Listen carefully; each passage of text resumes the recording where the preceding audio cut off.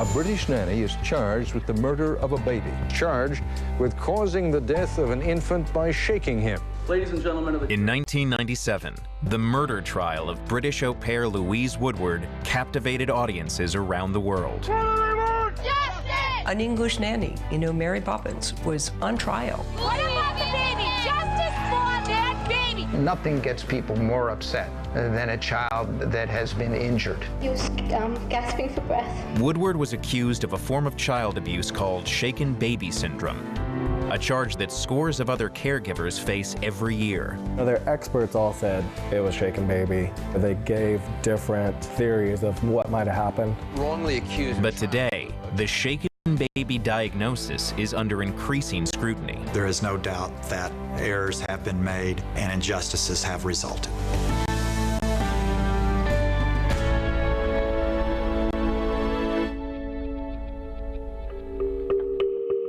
Tells us a baby stand breathing. I think he choked on his stomach. 8-month-old Matthew Epen was with his au pair Louise Woodward when he was rushed to the hospital, where authorities very quickly suspected child abuse. We knew that the injuries this child had suffered, given that he was fine that morning, and the time he was in the emergency room, he was on death's door, those had been inflicted injuries. They were severe, they were acute, and they were not accidental. And the real issue was who could have done this to him.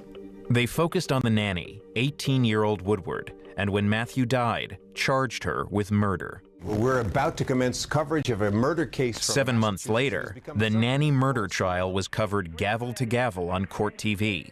It dominated the headlines and sparked a nationwide debate on child care and working parents. I wouldn't put my children in the hands of an au pair, and I do question the decision of the doctors Epen. Much of the public's criticism was unfairly aimed at the baby's mother, Deborah Epen. Apparently the parents didn't want a kid. Now they don't have a kid. Not only had she lost her child, now she felt she was on trial. Deborah Epen has suffered a barrage of hate mail blaming her for causing the tragedy by working and leaving her kids in the care of a teenager. Why wasn't she? But while the media focused on the dangers of daycare, the trial became a case study for this little-known condition called shaken baby syndrome. Most people, I would warrant, before this trial had never heard of shaken baby, and it may have seemed to people like something we had made up. The diagnosis wasn't new. For decades, when doctors saw a child with a particular set of symptoms known as the triad, bleeding behind the eyes, bleeding on the brain, and brain swelling, they would conclude there was only one possible cause: shaking. It seems like we were diagnosing child abuse and shaken baby syndrome often, at least maybe monthly. Dr. Patrick Barnes is a pediatric radiologist who worked at Boston Children's Hospital. After I looked at Matthew's imaging and I had seen those abnormalities, I did in fact think that this had to be shaken baby syndrome plus some impact to cause the fracture to the skull and the fracture to his arm. A result of the defendant forcefully slamming him against a hard object. When Matthew was irritable, this was our theory, she got really angry at him because she didn't want to deal with it, and she shook him and, we believed, cracked his head. Did you ever hit Matthew Epen? No. Woodward consistently denied hurting the baby. Her defense team, paid for by the au pair agency, brought in experts who suggested alternate explanations for the baby's injuries. We had the best scientists available. We could bring them in. We could get them to analyze the evidence as quickly as possible. They argue that the skull fracture may have been at least 3 weeks old when Matthew died, and that without witnesses, there was no way to prove what happened beyond a reasonable doubt. Were you there? In my opinion, the imaging findings... I know what your opinion is. On cross-examination by Mr. Scheck, any question he asked that might even suggest a mechanism other than abuse, I was rejecting. I was adamant that it had to be child abuse, shaken baby syndrome with impact, could be nothing else. Or hyperacute shaken impact head injury. After 3 days of deliberation, the jurors came back with their verdict. Is the defendant guilty or not guilty? Guilty. Guilty of second-degree murder. The defense appealed to the trial judge, and days later, he made a surprising decision. The judge in her case basically overruled the jury. First, he reduced the charge to manslaughter, and then he reduced her sentence to the 279 days, which she has already served. The ruling divided the country, but the case's legacy was clear.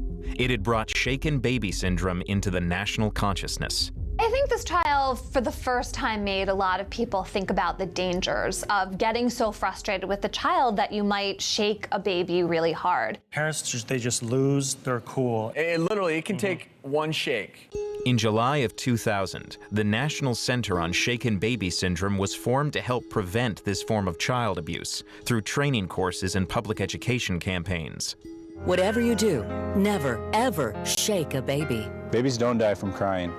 They do die from being shaken. In many cases, there are no external signs of abuse, but the triad of symptoms has often been enough for police to make arrests and prosecutors to gain convictions. In shaken baby syndrome cases, usually there are no witnesses. And so what you are talking about is a child who has collapsed, has brain damage, or has died.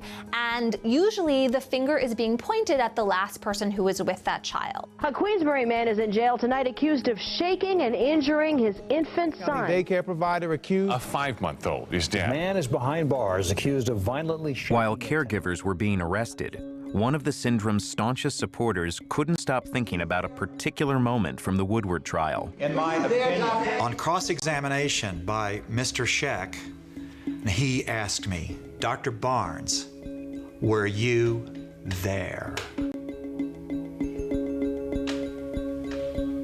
And I wasn't there. How did I know that this was what really happened? I was making the determination of child abuse just on the pictures, the images, without knowing anything else about the case. Barnes says that moment made him re-examine everything he'd been taught about shaken baby syndrome. Particularly when I started going to the literature outside of the box I was in the child abuse literature box, and looking at the science of traumatic head injury written by true specialists and experts in those fields.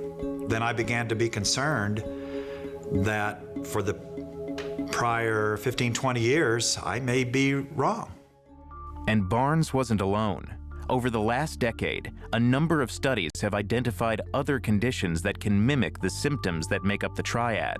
And there's growing concern that doctors may be diagnosing abuse too frequently. But not everyone in the medical community agrees. Nobody looks at a baby with those three things and says, aha, shaken baby syndrome.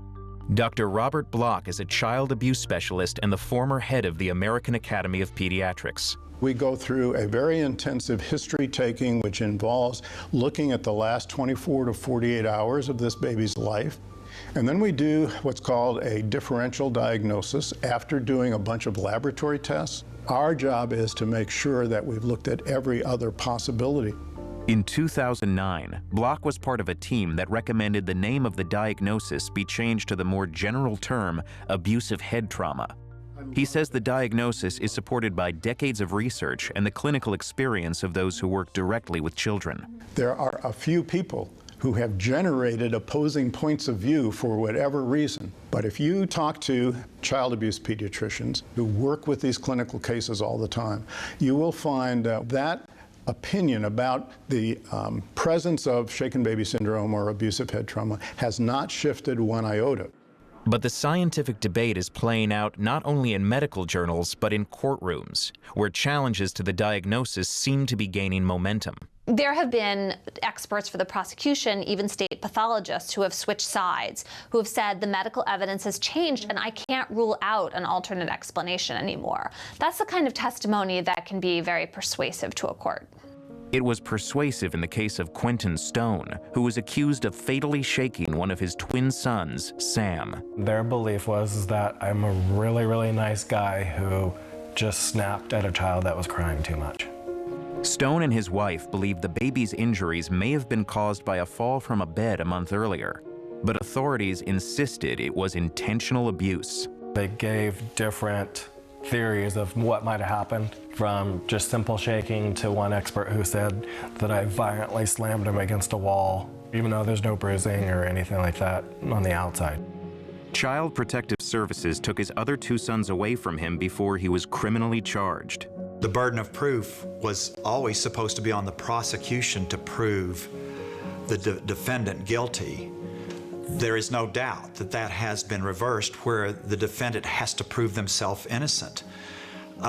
That's against the Constitution of the United States, and yet it persists to this day. Barnes now testifies on behalf of the defense in cases where he finds reasonable doubt. And in May of 2014, his testimony helped acquit Quentin Stone of all charges. Good job. But more than a year after the verdict, Stone was still fighting the state to regain custody of his children, not allowed to live in the family home, and only seeing his kids on supervised visits. I don't think there's really a way to explain what it feels like to lose your entire family. There's something wrong with this system if somebody's found innocent on all counts and we're still having to pursue a family law case. Quentin Stone's case is one of at least 200 that have fallen apart since 2001, according to an analysis by Northwestern and the Washington Post.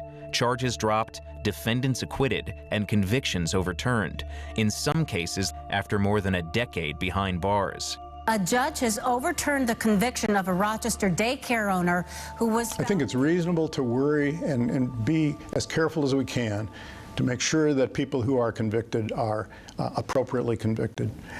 But to talk about their conviction negates the fact that we really need to be talking about the children.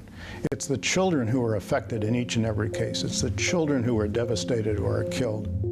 The stakes remain high, and Patrick Barnes says the cost of getting it wrong can last a lifetime.